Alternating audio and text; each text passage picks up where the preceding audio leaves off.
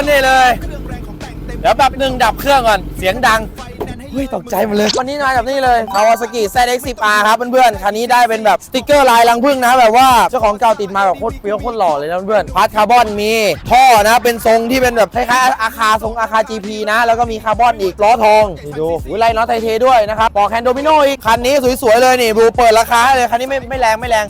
289,000 บาทครับเพื่อนๆเริ่มต้นที่ฟรีดาวน์ไปเลยฮะผ่อนอยู่ 7,000 กว่าบาทไม่35,000รถปี15จด16ครับผมสวยๆอย่างนี้อยากได้รีบไม่อยากกันไปนะใครอยากได้คันนี้ผมขอฐานเงินเดือนประมาณ 25,000 แล้วกันอายุงาน6 เดือนไม่ติดบารีบูโรล่าช้ารีไฟแนนซ์มาจัดได้เลยนะเพื่อนๆนะอยู่ที่ไหนก็ได้ในประเทศไทยวันนี้เราสามารถส่งทีมงานไปส่งรถให้ถึงหน้าบ้านได้เลยลองฟังเสียงหน่อยดีกว่า